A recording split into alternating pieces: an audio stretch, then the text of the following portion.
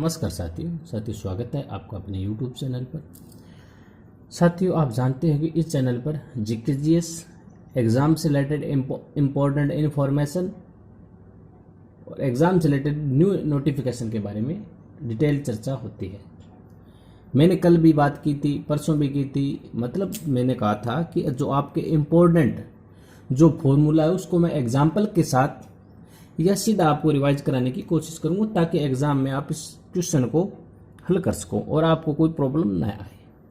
उसी के क्रम को आगे रखते हुए मैं आज कुछ इंपॉर्टेंट जो आपको थंबनेल के अंदर दिखाया गया तो कुछ क्वेश्चन है, क्वेश्चन को मैं फॉर्मूला के अनुसार या फॉर्मूला के द्वारा मैं आपको और एग्जाम्पल के द्वारा मैं आपको समझाने की कोशिश करूंगा। इस क्लास को स्किप मत करें और क्लास को अंत तक जरूर देखना। तो यही गुजारिश होती है प्रत्येक क्लास में, कॉपी पेन साथ में लेकर बैठो और क्लास को अंत तक जरूर देखो। पहला क्वेश्चन क्या पूछा गया है कि एक बहुभुज में भुजाओं की संख्या 10 है तो विकर्णों की संख्या क्या होगी। समझ में आ गई? इसके अंदर विकर्णों की संख्या पूछी है कि भुजाओं की संख्या 10 है तो विकर्णों की संख्या क्या होगी। तो इसको हम हल करेंगे तो इसका एक फॉर्मूला होता है, वो पहले तो आप नोट कर ही लीजिए, जो कि मोस्ट इंपॉर्टेंट है। फॉर्मूला क्या है कि विकर्णों की संख्या यदि पूछता है, विकर्णों की संख्या पूछता है तो इसका फॉर्मूला होता है n-3/2। ये होता है इसका फॉर्मूला विकर्ण का। ये याद ही करना पड़ता है आपको, ठीक है। किस प्रकार का, इसमें n क्या है? n है इसके अंदर भुजाओं की संख्या। n क्या है? भुजाओं की संख्या। समझ में आ गई? किस प्रकार फिल करोगे कि भुजाओं की संख्या कितनी है? 10। n-3 यानी भुजाओं की संख्या -3/2। समझ में आ गई? ठीक सर। मतलब ये फॉर्मूला है, इसको आपको इस तरह ही याद करना पड़ेगा और उसका कोई अलग से नहीं है। विकर्णों की संख्या निकालनी है, एक तो ये याद रखिए। तो 10 गुना, ब्रैकेट का मतलब गुना, ये आप जानते हो, 7/2। समझ में आ गई? समझ में आ रही? इसको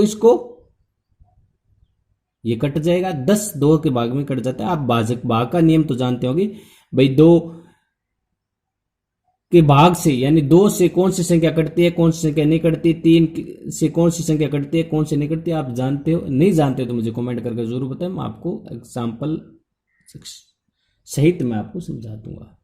7 के भाजकता का नियम यानी भाजकता का नियम। समझ में आ गई? 2 5 10 यानी कि 35। इसका आंसर आ गया 35। इसमें विकर्णों की संख्या कितनी है? 35। इसका ये आंसर है। इसके 4 ऑप्शन दे दिए जाते, इस प्रकार याद करना। क्या सूत्र बना था कि भुजाओं की संख्या दी हो, यदि विकर्णों की संख्या पूछ ली जाए तो इसका फॉर्मूला होता है n-3/2। ये इसका फॉर्मूला होता है। बस हमारे साथ जुड़े रहे, मेन बात यही है। नेक्स्ट क्वेश्चन क्या पूछ लिया जाता है, इसी के अंदर क्वेश्चन है, ये 3 या 4 तरीके से क्वेश्चन है। ये बस आपको अंत तक बना रहना है। अंत तक बने रहोगे तो आपका फायदा होगा। आप चाहे, यदि आपको आता है तो फिर भी आपका रिवाइज हो जाएगा। नेक्स्ट क्वेश्चन क्या है कि एक समबाहुभुज में प्रत्येक बाह्य कोण 10 है तो भुजाओं की संख्या ज्ञात करें। उसमें विकर्णों की संख्या ज्ञात की थी, इसके अंदर हमें भुजाओं की संख्या करनी है। भुजाओं की संख्या ज्ञात करने के लिए आपको क्या ज्ञात करना होगा, मैं साथ साथ आपको फॉर्मूला रिवाइज करवा रहा हूं। इस क्लास में अंत तक बने रहे। क्लास अच्छी लगे तो शेयर करें और आप इस चैनल पर नए हैं तो चैनल को सब्सक्राइब जरूर करें। भुजाओं की संख्या निकालनी है तो इसका फॉर्मूला होता है 360 डिग्री बटा बाह्य कोण। ये इसका फॉर्मूला होता है। 360 बटा बाहरी कोण, सीधा इतना याद करो, 360 बटा बाहरी कोण। समझ में आ गई? समझ रहे हो कि नहीं समझ रहे आप? 360 बटा बाहरी कोण। अब बाहरी कोण कितना है इसके अंदर? 10 दिया हुआ है, तो इसका 360 बटा बाहरी कोण कितना है? 10। तो इसका आंसर होगा 36 है इसके अंदर भुजाओं की संख्या। यदि आपको यह फॉर्मूला नहीं पता हो और यदि आपको एग्जामिनर क्वेश्चन पूछ ले तो आपको सीधा ही ये कितना रेलवे एनटीपीसी या ग्रुप डी है, एसएससी है, सीजीएल है, एमटीएस है, एसएससी है, हरियाणा एसएससी है, प्रत्येक एग्जाम में क्वेश्चन पूछ लिया जाता है। ये सिर्फ 1 सेकंड का सवाल होता है, 1 सेकंड का। इसके अंदर नॉर्मलाइजेशन के माध्यम से आप यदि इसके अंदर 2 2 3 3 4 4 नंबर का क्वेश्चन ये बन जाता है। सिर्फ 1 सेकंड का सवाल है, बस आपको फॉर्मूला याद होना चाहिए। समझ में आ गई? अब इसके अंदर एक बात और पूछ ली जाती है, समझ में आ गई, कि आंतरिक कोण। बात आती है इसके अंदर एक आंतरिक कोण और पूछ लिया जाता है। आंतरिक कोण या आप इसको कह सकते हो अंतः कोण।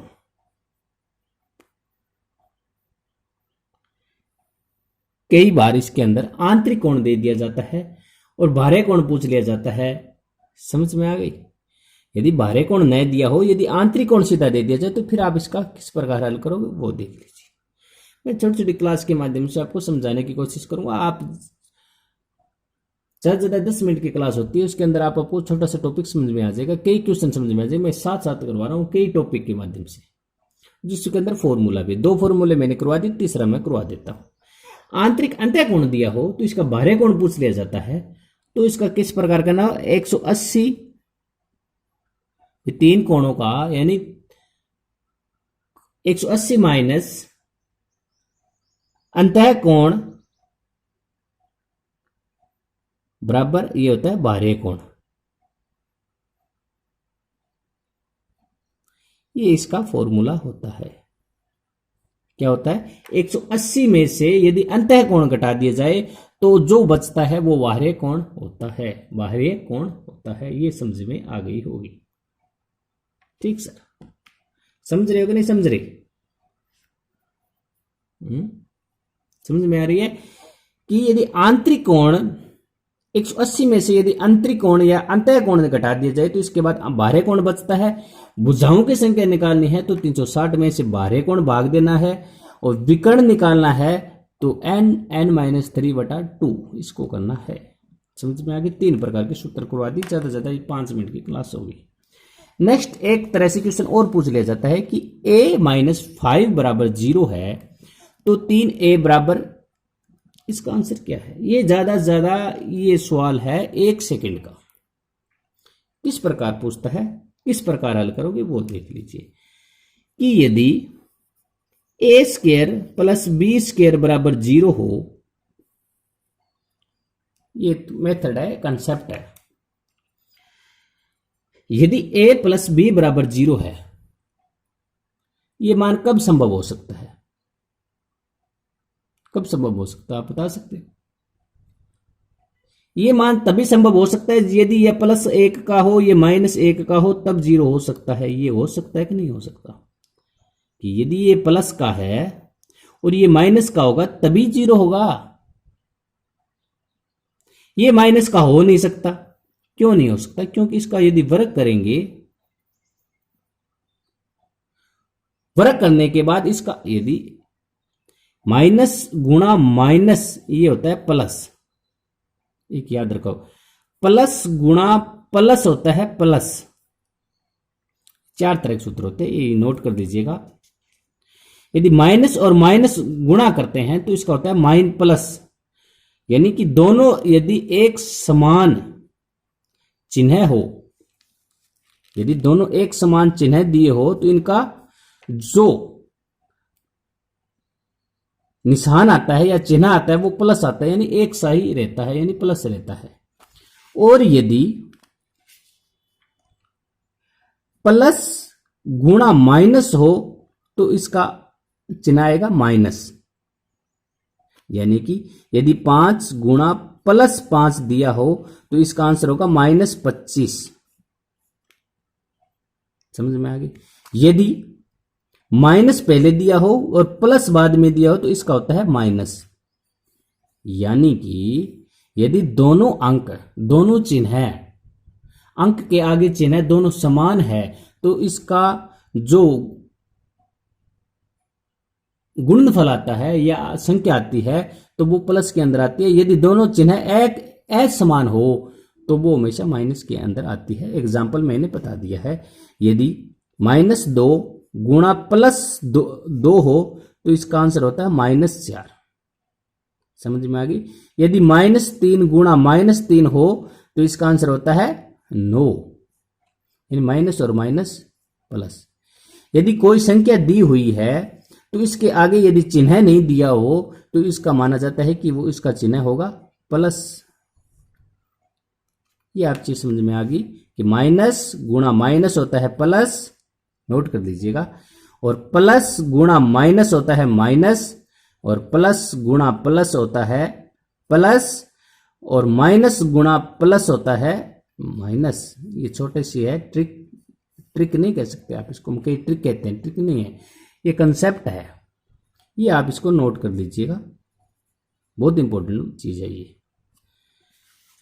बात करते हैं इस पर हम बात कर रहे थे, मैं आपको समझाने की कोशिश कर रहा था। यदि इसका हम स्क्वायर कर दे तो ये प्लस हो जाता है और ये +1, ये 1 है और ये 1 है, ये तो 2 हो गया, ये 0 कैसे हो गया। बात समझाने की ये थी। यदि हम इसका प्लस निशान ले ले, इसको माइनस ले ले, तभी इसका 0 आएगा ना। 0 इसलिए नहीं आएगा क्योंकि इसको यदि हम वर्ग करेंगे तो ये प्लस के अंदर आ जाएगा, क्योंकि माइनस गुणा माइनस क्या होता है, प्लस होता है। 2 होता है, इसकी करणी घात पावर होती है, इसको 2 बार गुना करना पड़ता है। मैंने पहले कंसेप्ट बता दिया था। 2 आएगा। ये इसका मान तभी संभव है यदि a बराबर 0 है या a बराबर b है और b बराबर 0 है। इसका मान तभी संभव आएगा। ये कंसेप्ट है, ये नोट कर लीजिए। या a बराबर 0 या b बराबर 0 आएगा तभी ये मान संभव है। समझ में आ गई। नेक्स्ट एक और होता है इसके अंदर कंसेप्ट, कोई भी वेरिएबल दिया हो, जरूरी नहीं है 2 है, बस मान यदि 0 पूछा जाता है तो यदि a² plus b² plus c² बराबर 0 है तो इसका मान क्या होगा। तो इसका सीधा याद रखना है आपको, बस ज्यादा कंसेप्ट नहीं समझना, आपको सीधा याद रख लो। a बराबर b बराबर c बराबर 0, इसका मान होता है या a बराबर 0, b बराबर 0, c बराबर 0। इतना ही याद रखना है। इसको किस प्रकार हल करो, ये ज्यादा से ज्यादा 1 सेकंड का सवाल है। किस प्रकार हल करोगे वो देख लीजिए कि a माइनस 5 बराबर 0 है तो ये होता है a माइनस 5 स्क्वायर बराबर 0 है तो इसका मान कब होगा, तो यानी a बराबर b, यानी कि a ये माइनस 5 बराबर 0 है, ये मान लो आप। समझ में आ गई। तो यदि इसको उस साइड यानी इसको इस तरफ ले जाऊंगा तो ये प्लस हो जाएगा, इसका हो गया प्लस, यानी a का मान कितना आ गया 5। समझ में आ गई। समझ रहे चीज, क्या चीज थी, क्या हो गया, कहां से कैसे हो गया, देख समझ में आ रही है आपको। आप सोचते हो कि ये वर्ग कहां गया, इसकी स्क्वायर कहां गई, ये मैं इसको सूत्र लगा दूं तो मतलब इनका मान 0 है। ये इनका मान भाई a माइनस 5 स्क्वायर बराबर 0 है तो 3a का मान ज्ञात करो, ये पूछ रहा है। ये पहले बता रहा है हमें। तो यदि a का मान 5 आ गया तो इसके अंदर वैल्यू भर दो ना 5 की, यानी a का मान 5 है तो 3 गुणा 5 यानी कि 15। इसका आंसर कितना आ गया। इसके अंदर a का मान यदि हम 5 भर दें तो 3 गुणा 5 बराबर 15, इसका आंसर आ गया। कितने सेकंड का सवाल है। यदि a माइनस, आपको सीधा क्वेश्चन पूछ लिया जाता है ऑफलाइन के अंदर, तो a माइनस 5 तो ये वेरिएबल 0 मानना है, यानी इसको 0 के मान के बराबर मानना है, तो a बराबर 5। यदि यहां पर अब नेक्स्ट क्वेश्चन आप ये मन में आता होगा, यदि a प्लस 5 हो तो ये होता है a बराबर माइनस 5, इसका चिन्ह आ जाएगा क्योंकि ये बराबर 0 है। तो a बराबर a प्लस 5 बराबर 0, तो a बराबर ये उस साइड चला जाएगा तो इसका आंसर आएगा 5। इसका मान 5 आ जाएगा। यदि माइनस है तो प्लस आ जाएगा, प्लस है तो माइनस आ जाएगा। ये छोटी सी बात थी। कितने प्रकार के मैंने क्वेश्चन करवा दी? 3 प्रकार के क्वेश्चन करवा दी, लेकिन इसके अंदर 5 या 6 प्रकार के मैंने जो सूत्र थे, फॉर्मूला थे, वो आपको डिस्कस करवा दिए। नेक्स्ट क्वेश्चन पूछ लिया जाता है कि अष्टभुज के सभी आंतरिक कोणों का मान का योग क्या होगा? कितने किसके? अष्टभुज के। समझ में आ गई? कि आंतरिक कोणों का योग, आंतरिक कोणों का योग है तो इसका एक फॉर्मूला फिर होता है। फॉर्मूला तो याद करना पड़ेगा। किस प्रकार होता है फॉर्मूला, वो देख लीजिएगा। यानी कि सूत्र कह सकते हो, फॉर्मूला कहते हो, ट्रिक कह सकते हो, किस माध्यम से याद कर सकते हो कि n-2 गुणा 180, ये इसका होता है फॉर्मूला। आंतरिक कोणों का यदि योग निकालना हो, आंतरिक कोणों का योग निकालना हो तो इसका फॉर्मूला होता है n-2 गुणा 180। इस प्रकार अष्टभुज के अंदर कितनी भुजाएं होती है ये तो बताने की जरूरत नहीं होगी। 8-2 समझ में आ रही है, गुणा 180, समझ रहे हो? यानी 6 गुणा 180, ये आ गया इसका, यानी कि 18 × 108, ये इसका आंतरिक कोणों का योग आ गया। समझ में आ गया? अब यदि आप इस प्रकार याद नहीं रखते तो आप कंसेप्ट तो आपको पता है कि त्रिभुज के तीनों कोणों का योग कितना होता है। त्रिभुज के अंतः कोण, त्रिभुज तो जानते हो, तीनों कोणों का योग 180 डिग्री होता है, ये आप जानते हो। होता है कि नहीं होता? होता है। कितनी भुजाएं होती है इसके अंदर? आप मतलब आप सोचते हो किस प्रकार, यानी 3 भुजाएं होती है, ठीक सर। और ये अंतः कोणों का मान निकालना है, मैं 180 तो हमें पता है, मैं सिद्ध करके दिखा रहा हूं किस प्रकार होता है, कंसेप्ट किस प्रकार होता है। 3 भुजाएं होती है, 3 - 2 गुणा 180, ये फॉर्मूला था, यानी कि ये फॉर्मूला था n-2 गुणा 180।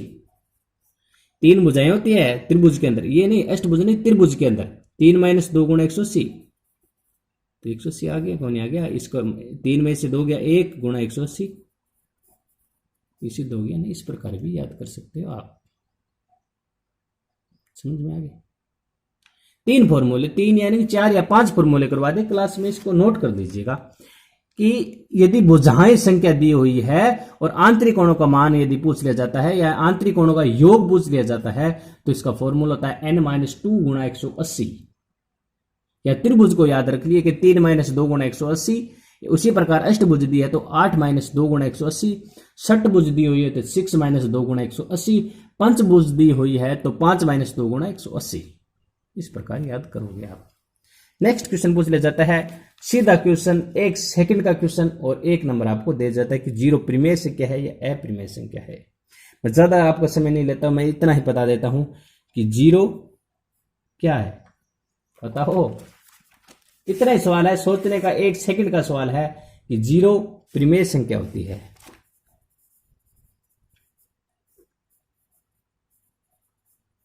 जीरो क्या होती है? परिमेय संख्या होती है। परिमेय संख्या क्या, कौन सी संख्या होती है जिसको हम p/q के रूप में लिख सकते हैं? आप जानते हो p मतलब ये अंश होता है, ये हर होता है। जिसको p/q के रूप में लिख सकते हो उसको परिमेय संख्या कहते हैं, और जिसको p/q के रूप में नहीं लिख सकते वो होती है अपरिमेय संख्या होती है। ये होता है। अब नेक्स्ट आता है कि पाई क्या है, परिमेय संख्या है या अपरिमेय संख्या है? समझ में आ गई? मैं आपको एक छोटे छोटे माध्यम चीज के माध्यम से कई क्वेश्चन करवा दूंगा। सीधा क्वेश्चन पूछ लिया जाता है रेलवे के अंदर, मतलब प्रत्येक एग्जाम के अंदर। पाई क्या होती है? अपरिमेय संख्या होती है। समझ में आ गई? पाई का मान आपको पता है कि कितना होता है? 22/7 होता है। ये क्या है? ये परिमेय संख्या है। ज्यादा समय नहीं लेता, आपको इतना से बताता हूं। 0 परिमेय संख्या है और पाई अपरिमेय संख्या है। पाई का मान यदि दे दिया जाता है 22/7 तो ये परिमेय संख्या है। क्लास कैसे लगी कमेंट करके जरूर बताएं। क्लास को लाइक करें, शेयर करें। चैनल पर नए हैं तो चैनल को सब्सक्राइब करें। यदि आप कोई चीज समझ में नहीं आ रही मुझे कमेंट कर बताएं, या आपको मेरे समझाने का तरीका समझ में नहीं आ रहा, अदर कोई जानकारी समझ में नहीं आ रही, क्या मैं ज़्यादा तेज बोल रहा हूँ, कोई भी कमी है तो मुझे कमेंट कर जरूर बताएं। धन्यवाद।